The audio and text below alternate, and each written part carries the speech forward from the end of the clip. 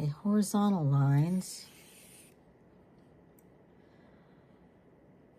represent stableness, calmness,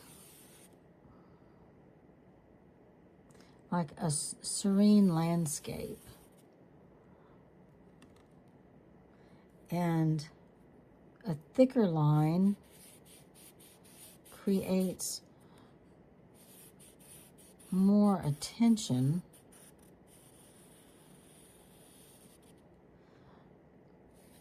and a thinner line recedes. Okay, so vertical lines represent strength, power, spirituality, and diagonal lines action, movement, tension. I think I'll just leave those three.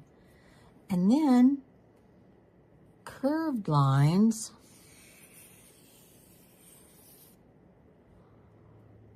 are flow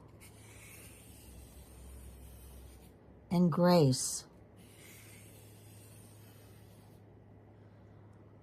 And then zigzag lines, ding, ding, ding, ding, create energy, chaos, and excitement. So lines, in a way, have their own language, if you think about it. So I'm going to use this element of art to create a piece of art.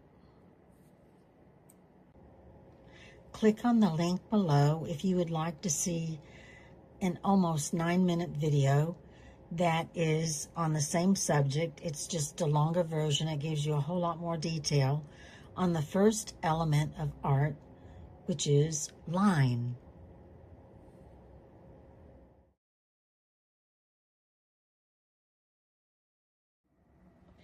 The second element of art is shape. So this to me is kind of a combination of the number one element, because the number one element is line, and the number two element is shape. So you can see the combination of both of these things and how they work in a piece of art. The leaves on top of the trees create a soft organic shape. The shadowing creates a shape along the path. You have a pond that also creates a shape. And then you have, in the bottom left corner, two boulders. And in this, you've got the tree trunks that create lines. You've got fences that create lines. There are also lines like on the pond that confine the shape, and the organic shape of the leaves of the trees, they are something that is just blended.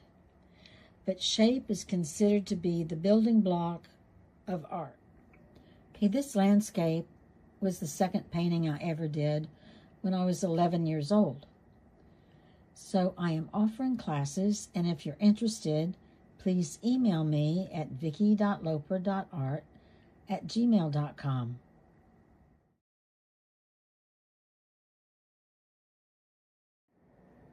The third element of art is form. Now I've drawn a circle, and that circle right now is a shape. When you create form, you add shadowing.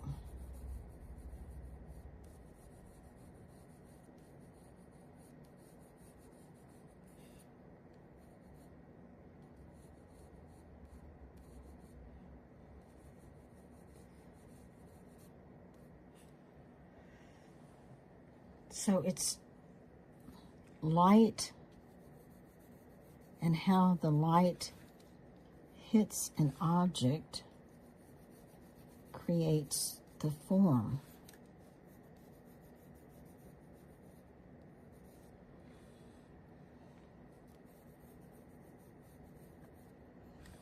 So this is the number 3.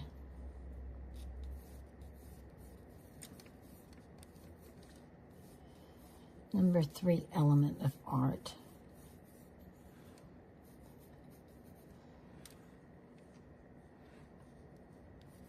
This is just a fast little sketch, so it's not perfect, but I think you can get the idea. The light is hitting from this side,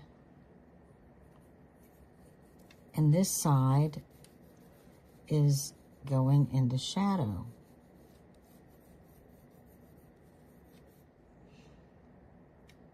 When I get finished with all 7 of the elements of art, I will edit them all together into one video so you can have it all as a reference.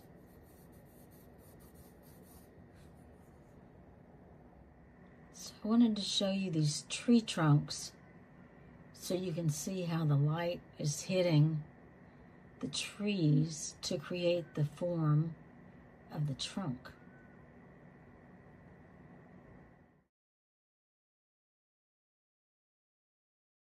Positive space are the things that the artist includes intentionally. So the gnomes are the positive space. The space around the gnomes, the white space, is the negative space. The negative space helps define the positive space.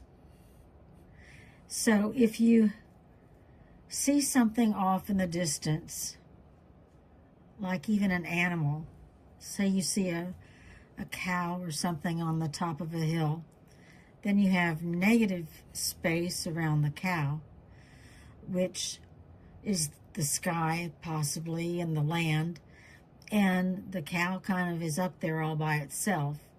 So having that much negative space around the subject can denote loneliness, solitude, things like that in a piece of art. So those are things to kind of watch out for while you're enjoying a piece of art, or if you're creating a piece of art.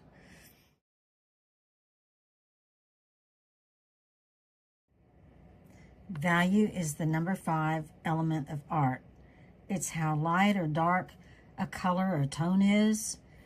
It's an important element for creating contrast, depth, visual impact. Those are those simple things right now I'm sharing with you. And I will do a longer video on value also, because I know that it seems like some of these elements in art actually overlap, and they do. They really do, but there are subtle differences, and that's just makes your enjoyment of a piece of art more enjoyable because you understand it better. Or if you're an artist, it's nice to have a review of the elements of art, even though you know them every day. But it's like, if you're like me, it's like you do things that are so automatic after years of doing it that you don't really stop and think about the elements and the parts of creation. It's really pretty interesting. I also offer classes. They're individual classes right now, and it's a variety of subjects. One is teaching the source of creativity. I do teach more about the elements of art, and also about color and design and all sorts of things. So email me at vicky.loper.art@gmail.com. I'd love to have you.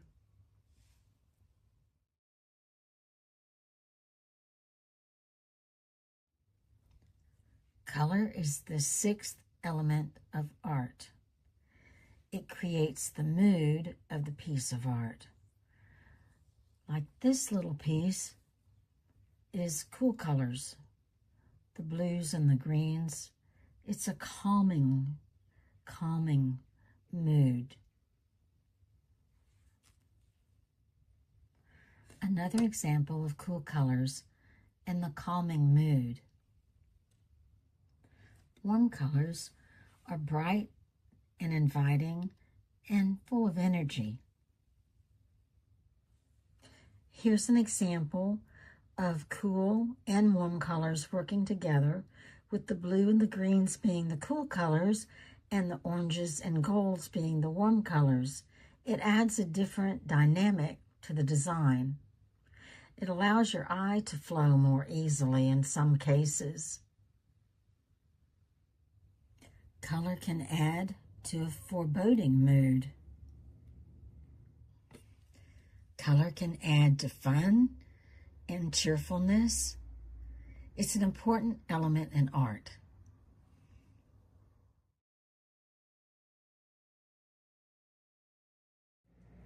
Number 7, texture.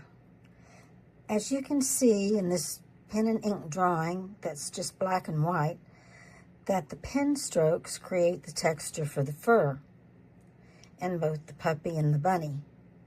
But there are other ways too to create texture, and I'm going to show them to you. Totally the opposite of the bunny and puppy, this texture was created by modeling paste before the actual paint was put on. Another way to create texture. Texture can also be created by like hash marks. It's something, excuse me, that cartoonists sometimes use.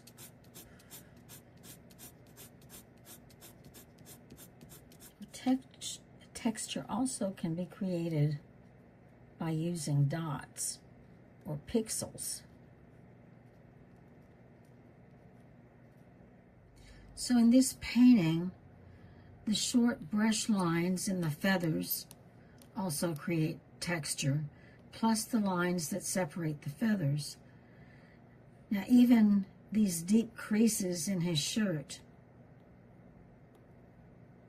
create texture.